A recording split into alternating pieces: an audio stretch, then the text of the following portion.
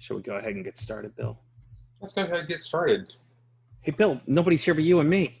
I know, right? Friday night. Who knows? Yeah, everybody's back to going out to bars and getting COVID. No, but we're watching this, hopefully. 9 of us so far. So, in case you didn't notice, there are just 2 of us tonight, this Friday evening.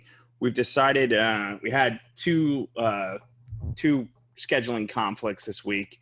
And so while we had somebody who is willing to come on tonight based on the plan, we're going to have to plan a little further out just so people know that it's coming. But we decided rather than trying to scramble Wednesday evening into Thursday to try and make people finds of the day, we would change it up a little bit this week and then get back to normally scheduled programming for next week. So we're going to try 2 things tonight. One is Bill and I have been talking about and never finding time to do a new formula, which would be a kind of like if you get the Unfair Advantage news or email newsletter that we send out, that Bill sends out every week. It's going to be a news roundup. And then in addition to that, we're probably going to launch here in the next couple of weeks, if not next week, the another Unfair Advantage email newsletter that's less about news and more about I don't know if it's going to be called Unfair Advantage, but it's going to be a newsletter about what's coming up in the coming week as far as events that you can look forward to. So we compile, if you're not a member of the club and you don't get the magazine already, one, go to audiclubna.org and click on the join tab and join, because you'll get the magazine and you'll have that schedule already. But that is a dynamic schedule that changes from week to week. And so we're going to start to do this weekly newsletter as well that kind of alerts you as to what's coming up the coming weekend and what you can look forward to. So we're going to do with this news video series that we want to do probably during the day and during the week, so not on a Friday evening. This news roundup and the events roundup is going to be just basically a summary of that kind of real time. So what's been running on the blog all week, and then what you can look forward to in the coming weekend. Now the weekend's already here, so we're going to go a little bit further out than this coming weekend, but there also aren't a lot of events going. So we'll probably get through that stuff pretty quickly.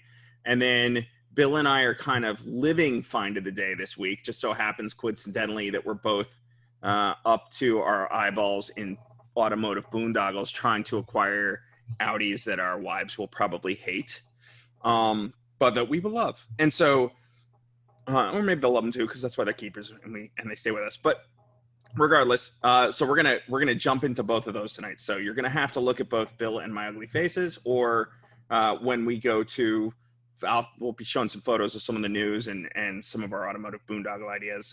Give you just enough to know about those cars without giving away where they are, because I don't want you going and bidding against us on these cars. That would be, I know, right? I know, counterintuitive. Yeah. My boondoggle is the, well, actually your boondoggle is more description of one than mine is. But yeah, either one. Hopefully you don't find them before we buy them, and we're able to buy them. That is the plan. But why don't we, before we do that, why don't we kind of do this is kind of our run through test of like the week roundup of news and events. So we're gonna try and run through that and kind of a learning curve. We figured we'd try it out on you guys Friday nights because we have an audience, and we didn't have a panel tonight, so that was very convenient. And then we'll go from there. So, and we'll get into our boondoggles after that. So, yeah, stick with the boondoggles. So, yeah. All right. So, Bill, I'll serve up some photos. Okay, and let's just. So, like you said, we're going to go over kind of like what happened in the Audi world and in our Audi club world this past week. And George will be serving up the pictures. The first one we're going to talk about is an Audi exclusive that George actually sent over to me this morning. Victor Hajiv, Continental Audi Naperville, yeah? Yes. So, how do you pronounce this color here? Aventurine orange. Aventurine orange. Okay, yeah. So what you're looking at right now is a Aventurine orange R8 V10 performance at Continental Audi at Naperville. It was, like I said, George sent this to me over in an email this morning.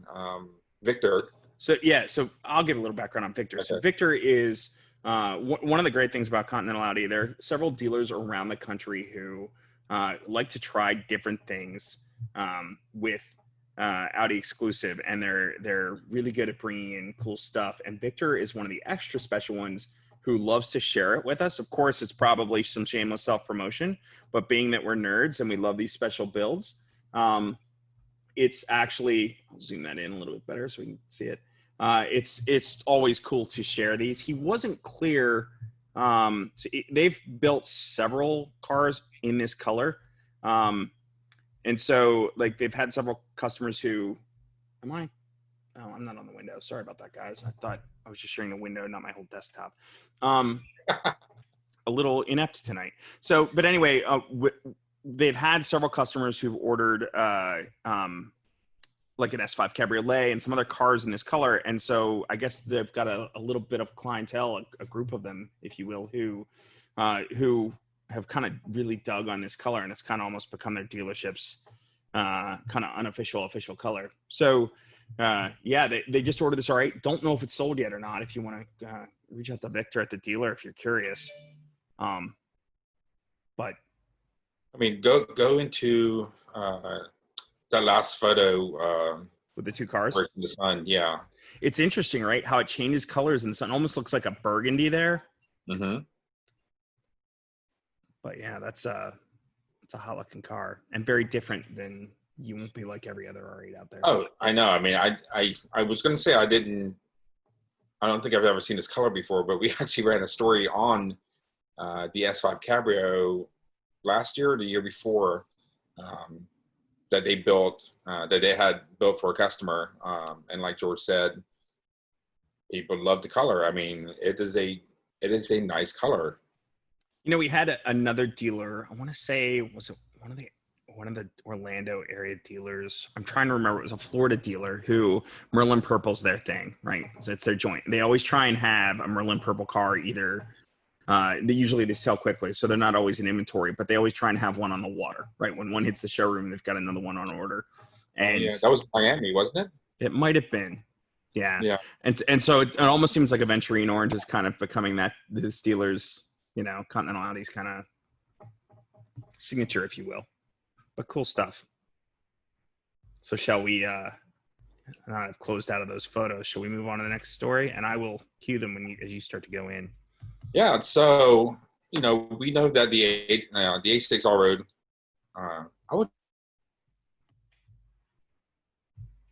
Sorry, go ahead. Did you freeze? Bill, I think you froze up, so I'll talk until you come back on. I guess everybody's really waiting to go up. So I think Bill froze. Right. All right, you're back, Bill. I am back. Okay. We didn't have anything on the Opt All Road. So if you want to start from the beginning on that one. Okay, so Opt Sportline, who is Opt America, who's based actually down in Miami, this is their version of the A6 All-Road. They have obviously the visual with the wheels, you see that, but they also have the engine control module to boost up the power of this from, let's see what it was. So the stock horsepower on the 3-liter V6 on this is 335. And with the Opt engine control, it boosted up to 419 horses and 405 pound-foot of torque, which is a pretty darn good, nice jump for quote-unquote a regular Avant. It looks like they're using a lowering module too. Do you know, Bill? Is that? Well, when I was quickly going through their press release, I didn't see anything about lowering the module, but I mean, clearly,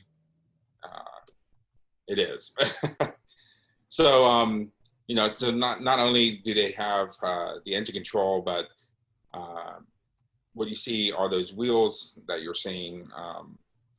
They are the GR wheels, and I think wasn't this on your Q7 at one point? Or were these? Yeah. This is a pretty. Opt has a couple signature wheels, and this is definitely one of them.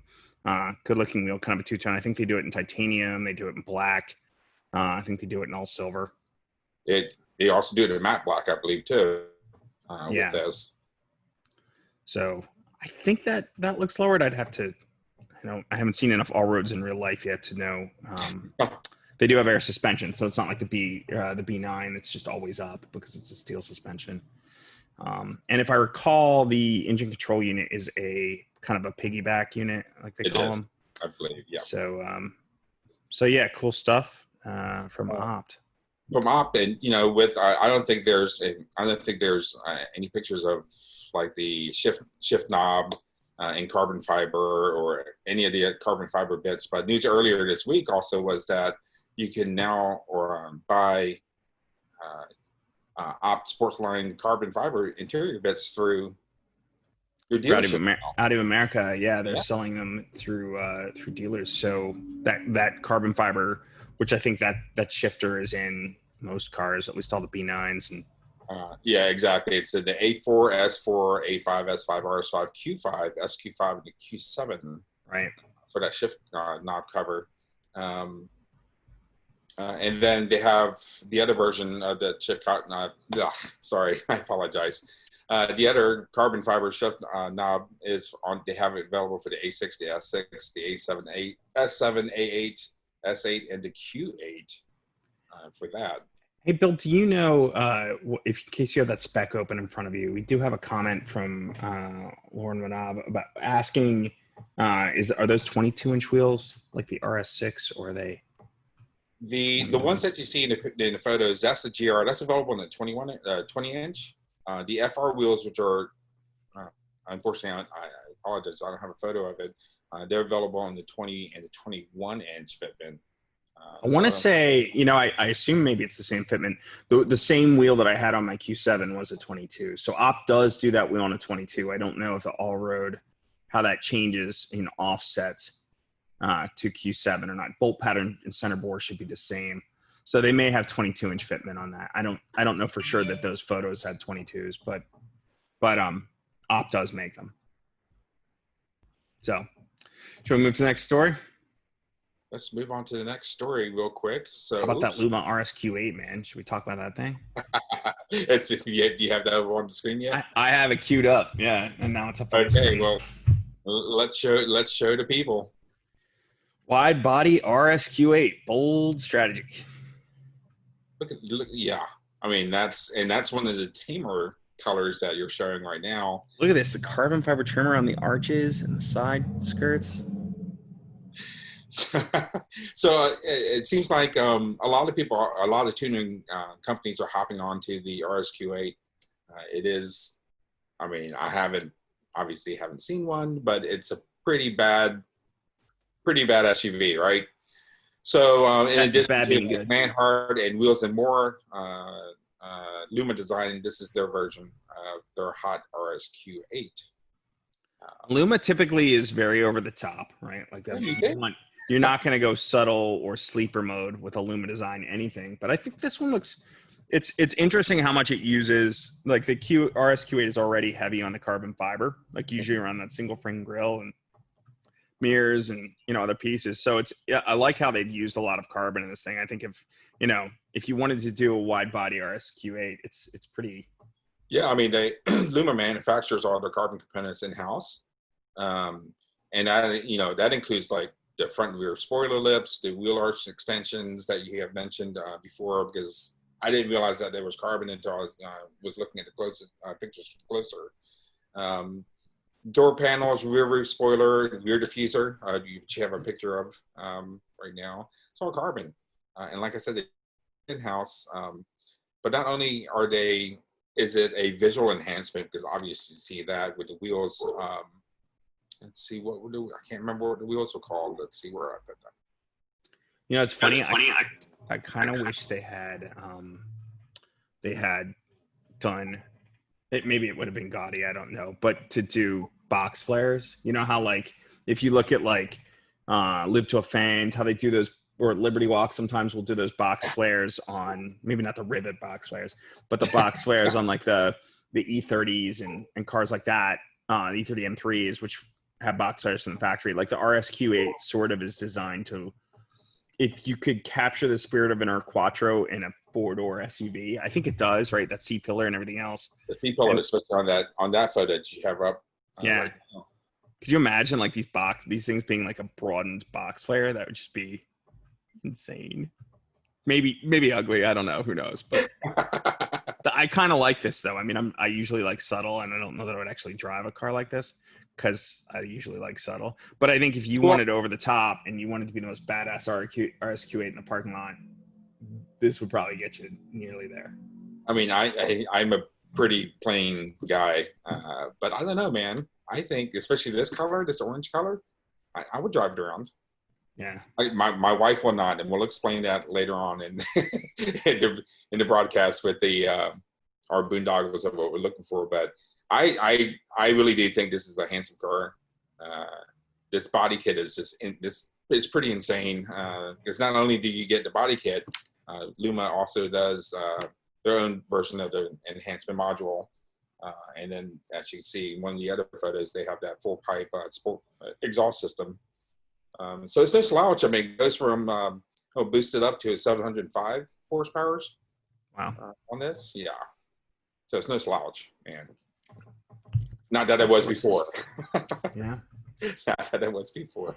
Hey, I'm gonna jump back quickly to Opt because Lauren asked another question about that. I think he's wondering if the wheels would apply to the RS6. I don't know if that fitment that's on the all-road will fit the RS6 because the brakes are going to be bigger, and it might be wider. Who knows? I'd have to go look at the spec, but I have no doubt that Opt will do those wheels for RS6 as well. I mean, it's RS6 is such an iconic, important performance car for Audi, and I think it's the same fitment for RS7. So Opt may have already even shown it on the RS7. I don't know, but no doubt those wheels will be available for RS6.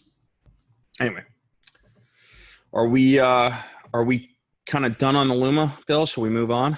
No, man. That's just can I just gaze at it for a little bit? Okay, let's. I like the front. I'm digging on. I mean, I already like the carbon. Go to the front of the orange one. The front of the orange. Three-quarter profile shot on that one. Yeah, I didn't get the rear three-quarter. I only have the front three-quarter, and it's a little pixelated because I got the. Yeah, can't be the side. Oh, see there. Yeah. That is just. I think it's great for looking front end. Yeah. Like you said, if you want to be the person to stand out in the crowd with your quote unquote super soccer mom SUV. Yeah, I'll tell you too. I think with like a subtler wheel, I don't know, or maybe not gold. I don't think if you change the wheel color, it's going to make it any less subtle. No, but a more subtle wheel. I mean, you could do like a. You could do even like a. Trying to think who would do like a factory look plus size wheel, right? I mean, there are enough companies out there doing that nowadays. I'm big on factory, but whatever. You could do it like something. I don't know. Those wheels are a little bit busy. I mean, you've already got an incredibly busy car, so you almost don't want to distract from all the carbon too. Anyway. Yeah, well, exactly. It does take away from the carbon because if you look at the car, that's not where your eyes get drawn to. Yeah. So good point, man. It's you are the design guy on our So I just like pretty colors and stuff like that. So right, I like pretty colors. Let's see here. I think we only have one other news story, Bill. Yep, one other news story which was also just came out today, which I've never attended, but you have several times, and that's the 2020 Sema show in Las Vegas. It is still going to, they put out today that they are still a go. Obviously, they're going to, make sure that they're going to protect all the participants and all the exhibitors there. George, how many people? How crowded? It's thousands. It's not as bad as CES. Like CES is bonkers. How it's actually really irritating because you can't get anywhere and everybody's looking at their phones and it's just nuts. It's not quite so bad at SEMA, but when you see cool cars, people kind of crowd around them, or people line up really tight to get a signature from some, I don't know, booth model they've never heard of before, but they really want that poster, or Chip Foose pops up and there's a big line for that. Like it is definitely crowded, and so I suspect attendance will be down this year. There's Jason. Yeah, I probably would agree with you on that. I mean, even Josh says the SEMA is insane. like I said, I would have loved to attend it at one point. I don't think I'm going to attend this year, though. But it is kind of surprising that they said that it's still going to go on, because this is after. I mean, this is a couple months after our favorite trip out to the West Coast, which is Monterey Car Week and our Golden Gates Legend of the Autobahns. I mean, I love going out there and doing that, but we're all spread out.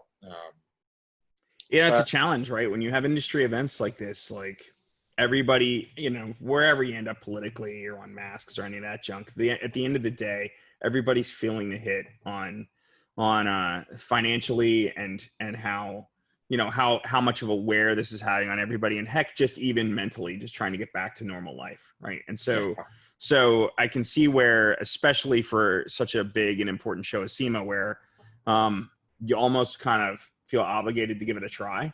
Like I usually do SEMA every year. I probably won't go this year. It's not important enough on our schedule to make it a must do event. And frankly, saving the budget this year wouldn't hurt, Audi Club North America any, but at the end of the day, I can see why a lot of people would want to go. And, there are a lot of companies that rely on this for business. So, I get it, but yeah, they're going to, I think what did they talk about? Single direction aisles. Yeah, it's just to be like the grocery stores. They're going to have directional traffic flow and obviously distancing measures. They're going to, I guess, going to require everybody to wear a face mask. And they're going to have new registration where they're going to try not to have a low touch or a no touch way of registering. So they're encouraging, if you're planning on going, to register early so your credentials can be mailed in advance of the show. They are working closely with the local and the state officials and the health officials out in that area to make sure that everybody's going to be everybody's going to be safe, right? Hopefully so. Yeah. So I mean, if you're planning on going, they're going to be constantly updating the status on semashow.com. So it's semashow.com. So keep an eye on that site. Things are changing daily. I mean, hey, that's the other thing. You look at just today, Texas is again shutting down bars, right? Because COVID is kind of jammed up in the last few days since they've opened up. And I suspect we're probably just going to be riding different waves the whole way until we get a vaccine for this. So at the end of the day, SEMA is like nobody, or, while SEMA probably has a lot of, a lot of weight to throw around in Las Vegas, at the end of the day, if Nevada decides no gatherings over a certain number, SEMA will not happen. Right. And so, while I it's nice to see SEMA trying to make a go of it. It's definitely worth paying attention to things before you go, or booking, cancellation policies on your plane ticket, et cetera, because, like you said, you can't call this one ahead of time. It's, again, applaud them for making a go of it, but we'll see what we see when it happens. Right. I mean, how would you feel? I know it's because obviously they depend on face-to-face, but like a virtual SEMA show. Yeah, it's tough. Maybe, hey, we're sitting here doing a virtual show, right? So it's awesome. I mean, but because I've never been to a SEMA show, so I don't even know what to expect out there with how close the exhibits are to each other, how packed the halls are. Pretty packed. Yeah, pretty packed. Yeah.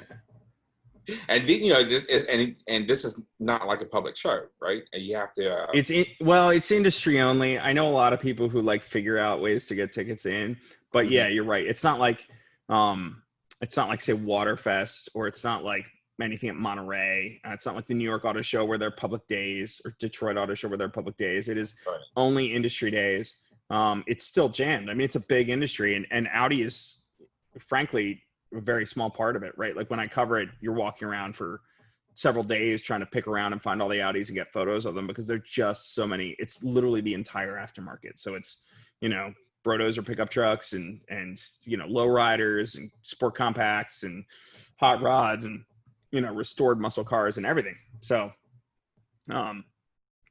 anyway. Yeah, one of these days, right? Well, at least one of these days for me. You've always had those days. So, yeah, we'll get back to it. But hey, speaking of events, why don't we can use that as a parlay into right? what's up events. What's up with that? What's up, events? Well, oh gosh, I'm sorry. I just lost my Here we go. Well, as we speak, obviously the country's opening up slowly, and our chapters have been chomping at the bit to hold events and whatnot, and they're going through some pretty stringent requirements to get events approved and up and running, and they're doing a fantastic job on that too. I mean, they are very obviously they want to make sure that our members are being protected, and any attendees, and even the attendees, the people who are working at these events, they want to make sure everybody's protected, and they're doing a fantastic job on that. So today in the Northwest, they have those really weird HPDE names, and I don't even know if I could pronounce them. Very German. You're going to murder it, but go ahead and jump right in, because if you don't murder it, I will. Sorry, what was it? Geschwindigkeit. Sure. Just Geschwindigkeit. That's probably closer. That's close enough, right? But they're doing their HPDE today, and actually Troy, our Troy Sykott, our Audi Club president, is running there today. And from what I'm seeing from his Facebook posts and from his Instagram posts, they are doing a really good job of making sure that, like I said, everybody's protected. And this is the event. This is how we want our events run, and they're doing a damn good job on it out there. So nice job out there, Northwest. So they're running for HPD this week or today, actually, and guess what? Racing's open again. All right. Right. IMSA goes back over the 4th of July, right? It is the 3rd and 4th of July. They're going to run the IMSA WeatherTech 240 at Daytona. 240. So a second round in Daytona. They're going back probably. I mean, it's a great track, of course, iconic. Not a. I guess if not 24 hours, then 240 miles. But it's nice to see IMSA back on track. I don't have to look at the same old digital e-racing. Nothing. No offense to those who are doing it, but like, you don't show damage, right? So that's not fun. I'm sorry. I was just laughing at Paul's response in the message. Paul Grimes, our good pal. Yeah, when old friends make rude comments. That was exactly. That's why I'm not going to be reading comments right now. Yeah. Thanks, Paul, very much. But yeah, they're going to be running. The Cadillac Grand Prix of Sebring is going to be on July 16th and 18th. And I just saw a news report today that they're going to have limited spectatorships in there. So I don't know exactly how they're going to plan that out, but it is going to be open to the public. You know how long? That's at Sebring, right? But it's not the 12 hours. Do you know how long? No, the 12 hours, but 12 hours is still scheduled for November 11th and 14th, which I love that race. Yeah. I went with you two or three times in a row. Yeah. And it was fantastic. And So, I never thought I could stay up that late and just watch the whole thing. But yeah. You'll have to come to Daytona sometime too. We'll have to do that. But yeah, so Daytona and Sebring have 2 rounds this year. I guess the next one will be shorter. But worth checking out the IMSA website, because they've been kind of even ironing out details on those races as recently as this week. But nice to see IMSA coming back too. Of course, Audi R8 LMS GT3 will be running in that. And then I don't believe the Michelin Feeder Series will be running in Daytona, if I remember correctly. So you may not see the GT4s and the S3 TCRs, but they will be. I think they're going to pick up at the following race. So they'll be back shortly too. But hey, man, real racing, and just next week, grill up some dogs and some burgers, and make your spouse, who doesn't care about cars as much, thrilled that you've turned racing on instead of fireworks. It'll be great. See racing again. I mean, the DTM is going to be there. It's not their kickoff, but they are running on July 10th and 12th. Norris Ring. Yeah. Yeah, and I'll tell you, Yeah, that's what's worth noting, right? This is kind of, for now, the last hurrah for DTM. I'm sure, like everything, Audi's got a long history of in and out with DTM, right? They went in with the V8s, then out for a while, and then back with the A4s, and or back with the TTs, I guess. I missed that with the opt stuff. And then A4s and A5s and RS5s. So it's a long history. So who knows, when budgets are a little more robust, maybe they'll be back. You have to think Audi's got a long touring car history. Yes. I mean, that's what really got me into that, when I guess it was on one of the racing games that I used to play all the time. And I would have that B5A4 DTM with the big rings on the silver, red. Oh, that's a touring car, bro. Oh, that's like that was like a let's see here. They got back in like, I think B6 or B7 era with a A4 in DTM, but no, the one you're talking about is like the Quattro 2 liters, 16 valve. It was like Bila in the UK and Piro in Germany and Dindo in Italy, and they were just winning everywhere they went. That was 1996. Glory days will pass you by. Do you know what? Well, somebody just asked. Well, not somebody. Yeah. My beloved Paul had asked what channel will be airing Daytona. I want to say, boy, that's a good question. And if you want to Google it while I talk, but I think it's NBC Sports Network. Usually, that was who was running IMSA. So IMSA.com too will give you the answer if I don't, because I don't know it. And I'll just BS until Bill knows. Yeah, well, I'm trying to dig it. Let's see. Here's the schedule. So let's just say NBC Sports Network. And if I'm wrong, you didn't hear it from me. You know what? It's actually... They don't Josh says NBC Sport 2. Normally NBC Sport 2. Okay. You might be like, well, that's the other thing. When you get to long race. I'm sorry. Here we go. Yeah. Broadcast schedule. And it doesn't say, it's going to be on Instant TV from 2 o'clock to 3 o'clock. Instant.tv. It will be, from from 6 p.m. to 9 p.m. on Saturday, July 4th. While you're firing up the grill, they're going to be on NBC's, I guess it's SN, Sport Nation? NBC SN, yeah. Yep. So, arrow to that one, Josh, because I called it. But, all right. So I guess that's the news, dude. I mean, so that's when we do the formula in the coming weeks. We'll just go through the news, go through the events, boom, boom, hopefully done in 20 minutes, half an hour. We're 39 minutes in, but we BS'd quite a bit into this one. So speaking of BS, we probably ought to move to boondoggles. So do you want to... Here's our real life find of the days. I mean, we take this so seriously. We'll have, for any future panelist, don't mess with us, because we take it so seriously that we find ridiculous things, and we don't just find them, but in this case, we're buying them, man. We are buying them. Or in my case, we'll see. But so to that end, do you want to go first, Bill, or would you like me to go first? I'm happy to go first. I think we should save yours. Okay. Yours is a very interesting, and I love the story. It's like, well, first of all, let's just go a brief history. When George and I, we go. I should say we, because he's always been the one who's buying the cars. But we go on these little adventures, and we always seem to end up with old black German cars. 911, S6 Avant, and only one of those caught on fire. But so we're going,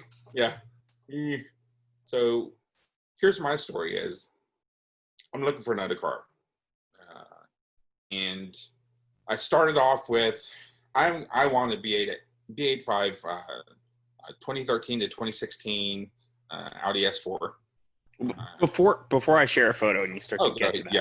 So Bill, we'll let people maybe comment on this one, but Bill's been thinking about buying a car, and because he's a nice guy, it's also his wife's car. So she has to agree to it, right? So knowing that's one of the things that like you can't do, because I've been trying to sing in his ear, like he's got 25 grand to spend. So I've been like trying to sing in his ear, get the RS4 because it's awesome. But like she's actually going to drive the thing, and it's not going to be a toy, which means it's going to get miled up. And so RS4 is not really practical. So then you guys have been thinking, as far as I know, right? B8 S4 is where you started, B8.5, right? Then you move to maybe looking at A6, like a 3.0 supercharged C7, A6 Exactly, facelift of 2016. And then you were looking at maybe B9 A4. We could do a nice project car on that in the magazine, which, of course, if you did suspension and exhaust, she'd hate it. But regardless, we were thinking B9 A4, maybe as a project car for the magazine. And then, so we kind of have been looking at all three of those, right? Well, you've been looking at all three of those, but literally yesterday, you and I were on video conference looking at all three of those and what's available around the country. And on that note, should I share a photo? It's not the car. I'm not going to tell you where the car is. That's top secret. But this is going to be one of those cars. So, Bill, I think is that a Nagi edition B8.5 S4? It is yes. It is. It is a Nagaro blue special edition. These are 2015s, and this is actually a photo that George took. Way back when, I guess 2015 or so. This was down at the Audi Forum in Washington or in Herndon, and so yes, the deal on iconic color, right? Yeah, the deal on this car, Barry Hoke was product planner. He's still product manager at Audi, but Barry was doing A4S4 at the time, and he decided, because Barry is a wonderful study of history, Nagaro edition had to do one, and so he Nagaro was only available for Audi exclusive on these cars for those who are keeping track, and so Barry created 20 of these, like the one you see here. And then he added it as a line item kind of option later in production. So there weren't just 20 built, but what he did, besides the Nagaro paint and the B7 RS4 looking wheels, were Audi exclusive pieces that were like RS4. So like the door trim, which is kind of like scaled, is RS4. It's got the blue Nagaro door panels. It's got the blue seats. It's got this wheel that's perforated and fat, like, I believe that was an RS4 piece too. So, I mean, there's a lot of... What was that? It was. Yes. Yeah. So it's just a lot of special stuff in here. And the challenge to that is, like, when you're a product manager and you're making cars like this, you add stuff like this and the price goes up, right? So these were very expensive cars at the time. $64,000, I believe. Yeah. Yeah. So... that's what that's for. But... it's such a classic color for Audi, right? Yeah. Go to one of the interior photos. And I don't know if everybody's seen the blue Alcantara and black leather seats. But here's the deal. So my wife doesn't like white cars, and I'm not a big fan of them, even though I did have, people keep saying, I had that triple white Rabbit. But she's always said that whenever we buy a car, I always choose a color that makes her stand out of the crowd. So this time we were looking at, black, silver. We would have done silver. We would have done that first B8 S4 that we found was that Luna Blue, or Moonlight Blue, I think it was called. So she was happy with that. And then talking with George yesterday, and then us finding this thing, I said, I was checking back and forth, and I said, this is going to be a hard sell for Pam. And I explained to her what it was. My wife is not a car person, but we've been together for years. She knows what to expect. So it took a little bit to talk to, but I think she's pretty much sold on it. So we are going deep down a rabbit hole to try to find this thing. This thing isn't just the challenge to this car, without saying, because we don't want to give away where it is or how it's available or anything else. The challenge to this car is it's not the normal roll into the dealer, make the offer, get it done thing. And so if the owner of it is amenable and wants to work with us, or there's indication that they want to sell it, but we do need everything to go just so to make this happen. So, but everybody kind of cross your fingers for Bill because it would be a rad thing. So. Oh my gosh, yeah. I mean, I've always loved the guard blue. I always knew that Pam, wasn't one of her favorite colors. But when this thing popped up yesterday, it was almost, you didn't have to sell me on this, George. The only reason I was being reluctant because I knew what Pam was going to say about it. Yeah, I think it's gorgeous. I think interior, I mean, we can use it. It's definitely going to stand out. It's not going to make her anonymous as she would like to be driving down the road. But it's gorgeous. I think it'll do well at events. We can do some stuff with it. We'll see. If I don't want to plan, I don't want to get all my hopes up and plan way ahead, but we can do some kind of minimum planning right now. So no, Josh, she hates the GTI, just like you do, Josh. Josh just says, give Pam the GTI, you drive this one. No, she thinks the GTI is too loud. Can you believe that? Wait till she drives this thing. Stop.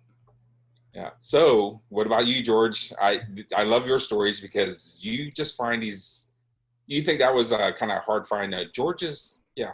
Go ahead, George.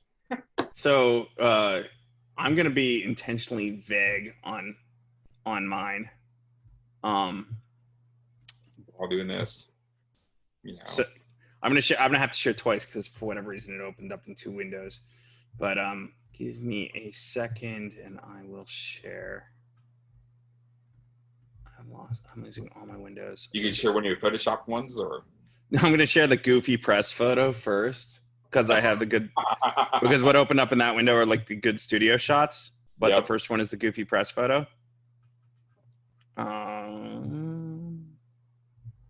You seen this? Yeah, that's a legit. Yes, that's a legit Audi press photo from the 70s. Gotta love those glasses. I think I need a pair of those glasses. But I can't see comments, Bill, so you'll have to fill those for me. I got too many windows open. Yeah. But so this is, for those who don't know. So what are we looking at? Yeah, we're looking at the C1. So for those who are familiar enough with Audi in the US, the C1 Audi 100, which this sort of is, was a longer wheelbase than this, had very similar nose to this, but otherwise was like a more upright four-door sedan or two-door notchback coupe. And it was sold in the USA from like the early 70s to kind of mid 70s. And really beautiful kind of sculpted cars, early Audi, like post-war era, but not the most robust, not powerful engines. They were 4-cylinder, normally aspirated. This is pre-quattro. This is pre, 5-cylinder, pre-turbo. So they're really pretty to look at. They look neat when you bag them. Yeah, but what's cool about the coupe, so this is the Coupe S, and the Coupe S wasn't sold here in the US. It was sold in Germany. And but you can maintain them pretty nicely because most of the 100S parts are compatible with them should you have one. And I think right now there are probably like at least 3 or 4 in the country. I know of 2 that are drivable and somebody enjoys them, and I know the owners. And then I know of one other one that I saw a couple years ago on Craigslist down near Maryland that was like $2,500, but was like primered, but sitting in a field and a little bit rusty and whatever. So there may be a few more in the country, but really there aren't that many. And like a lot of the old Radwood era cars, I'm going to stop sharing and move to the other photos. Like a lot of the old Radwood era cars, this is actually maybe a little pre-Radwood, but they're going up in value. So they're getting harder to find good deals on. But they have this neat kind of fastback look that you can see is like, to me, that's 65 Mustang fastback, C-pillar all the way. But then you start to compare it to like the A7, and you can kind of see where Audi started to get this sort of sport back design, coupe-like, right? Okay, yeah, I've never seen this photo before, and I know that we've talked about it before in the past that this was the, pre-A7, but that photo, that last photo that you had was, spot on. Yeah, I mean, largely what Audi design says is when they designed the A7, they kind of designed it around the Coupe 100S. And so while they have great presence, again, they're slow and, it's not a 911 to drive, which I'm going to show you this one last photo that I found in my archives. This was to show you that literally this is like a 100 up here, a 914 Porsche here with like the mid engine and the rear engine 911 here. But what's funny about it is like the joke is always like the front engine Audis, or like with the engine out over the front axle, are kind of like a reverse 911. This kind of shows it. So no car like this exists, and I'm pretty sure the cabin and the C pillars or the shoulder line is not as low as a 914, nor is but still a pretty neat thing. But yeah, back to this. So I found this car on there are people who in the C1 Coupe S world who've done cool weirdo things, right? Like there's like this really amazing bagged one that showed up. If you read like Performance Audi, unfortunately just stopped printing, and they're shutting the title down, at least for now with COVID and everything. But the most recent issue is still current. Came out recently, but recently they featured one of these cars. Our friend Cy Gray featured it. It was a bagged, really sweet Coupe S that was built for some UK show a couple months back, and or it debuted at that show, put it that way. So there's been that one, and I have a friend in Greece who's got an orange one that's quattro swapped with an i5 turbo. I don't know if it's a 20 valve or a 10 valve, but again, pretty rad. And so what I found, I'm not going to give all the details of it. Some people who know me and have been watching my posts, et cetera, kind of know probably already what it is, but it's definitely quattro and a newer engine. And so it's much more robust and faster. And so in that regard, I always thought this car was kind of like the 65 Mustang Fastback of Germany, right? Like I'm not a Mustang guy, but I can appreciate the iconic kind of nature of, Josh, you like weirdo things. I'm bringing this car to you. You're going to have to help me keep it going. I got a couple weird things I want to do to it that's going to make it even better. But I'm going to need your help doing that stuff. So, yeah, it's we're working with our very good friend Jamie Orr, guest of the show a couple times. Jamie, winner of the show. I think he's undefeated twice, right? Like he's won twice. Jamie is a whiz when it comes to importing cars from the European places, and mine comes out of a European place, and he's got a couple other cars right now on their way to Emden. So probably going to go out on a boat either not next week, but probably the following week. And there's some cool stuff that I'm not really at liberty to say what else is on the boat, but some Audi stuff, some BMW stuff. Who knows what else? I heard a French car, whatever. But my car will hopefully be with that group if everything goes smoothly. I'm in process, and it's going to be, if it all comes together and works out, it's going to be really, really rad. And Josh, I will definitely bring it to you. I'm going to need your help with that one. Yeah, Josh, wait till you see this thing. I mean, it's fantastic. I don't want to say it's a Frankenstein, but it's fantastic.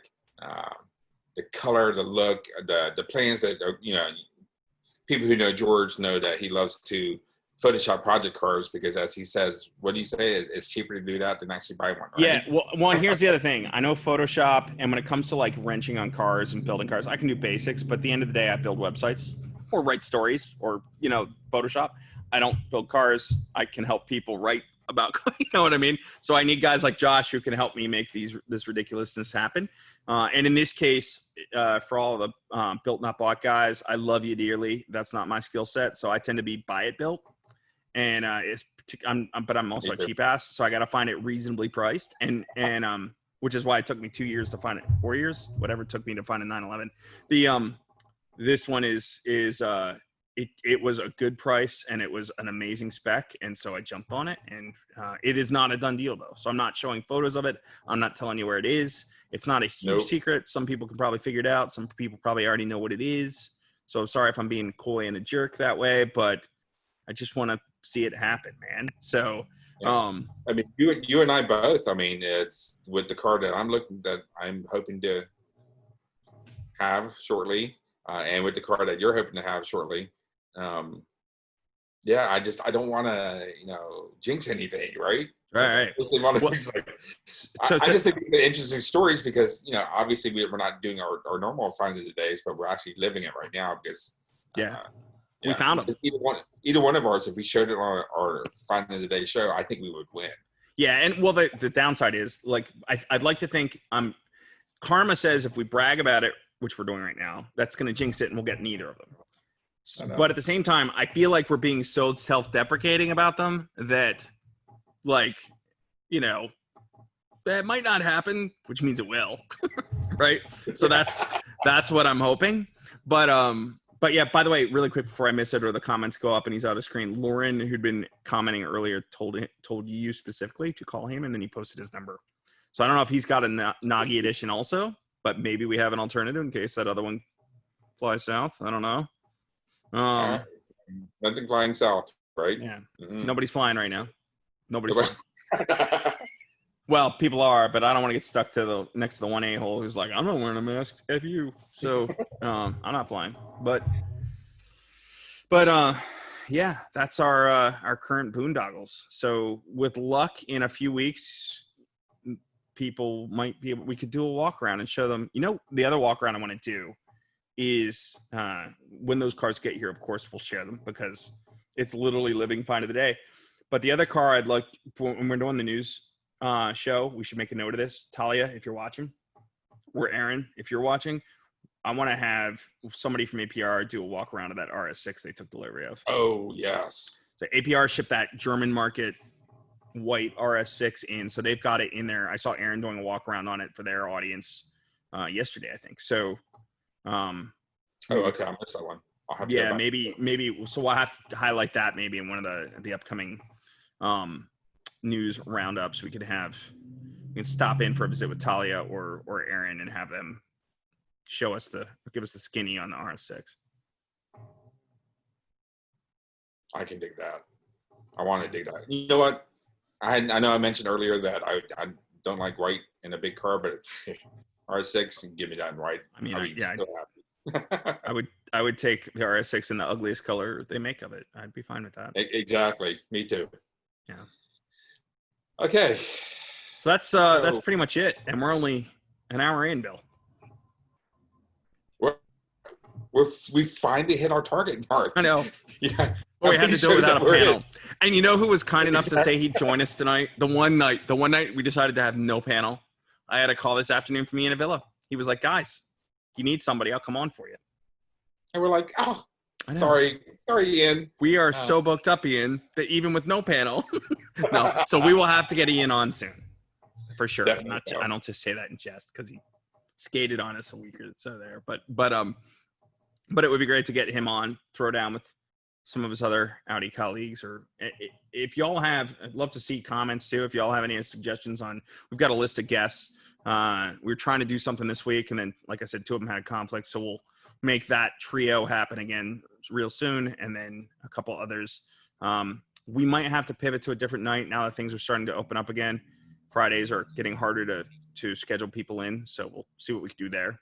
But we look forward to getting this back on, and probably forgot to say it in the beginning, so we ought to say it now. I don't have a script in front of me, but this is brought to you by Audi Club, and Audi Club does a lot for the Audi community. It is the Audi community, so if you're not a member, please consider joining AudiClubNA.org. Click on the Join tab. You get a subscription to the magazine done by some jerk, and it's a great experience, and we hold a lot of events: HPDEs, driving schools for teens, ice driving schools if it's not a terribly warm winter, car shows, whatever. We send people to an Austrian winter driving school, right? We send people on R8 trips to Italy, do some neat stuff. Yeah. So we can always use some new blood, right? Like get involved, volunteer, do some cool things. Maybe if charity or biking or something else you do around your Audi ownership experience, you could bring others to the fold and do that too. I'm doing a lot more biking right now, Bill, so I'm kind of wanting to try and get people to go out and do some bike trail thing with me. But it's funny because I finally pulled my bike out several days ago. E-bike or the pedal bike? No, my pedal bike got stolen. Oh, really? Yeah, the green one. Yes, it got stolen. My youngest one borrowed it. rode up just up the street and left it in the driveway, and I was gone. So e-bike then. So you're cheating. Yeah, well, I am cheating because I am old and I'm fat. But yeah, me too. That's why I'm pedaling. But so I am cheating to an extent, but I'm gonna try to build back up again so I don't have. Anyway, whatever. It is an e-bike, but you know what is out of training is my buttocks, and they really hurt from the seat because I haven't ridden that long in a while. But yeah, we're already down to 6. I think we're gonna be down to 3 after the buttocks talk. So we are down to okay. Oh, we're up to 8. You started talking buttocks, and Facebook all of a sudden heard you, and now we have 2 million viewers. 9. Keep talking about butts, Bill. Anyway, so we probably ought to sign off. I mean, we could sit here and BS all night about bikes, but at the end of the day, who wants that, right? Yep. I mean, besides you and me. So thank you guys for showing up and sticking with us for this past hour. It's not like we said, it's not our normal show, but we are going to be expanding out and doing different things. And this was kind of like our test bed, so we decided to run with it. So probably, I don't know if we'll be online by next week, but watch soon for us to start doing during a weekday, probably an afternoon. I'm going to guess early in the week, maybe Monday, Tuesday-ish is what we were talking about, right? My memory's failing me, Bill. And you're laughing at me, which means that. I'm not laughing at you. I'm laughing at Paul's comment. Oh, hashtag Bill's buttocks. Yeah, so we'll probably do it on Tuesdays and Thursday, or Thursdays, not and, one of those days, and in the afternoon. And then we're going to try and start doing some more Unfair Advantage podcasts via this as well, since we can't get in person to do some interviews. We'll start doing some Zoom. So a little more focus on the guests and a little less focus on, Find of the Day is always going to be about the car finds, but we can start to have some of those guests back on to talk about what they do. So, so look for a little more online programming. That's it. A long way of saying that. Yep. All right, guys. Well, I'm going to stop. Everybody has a great weekend. Yeah. Have a good weekend, everybody. And 4th of July, watch the heck out of IMSA. I know that's what I'll be doing.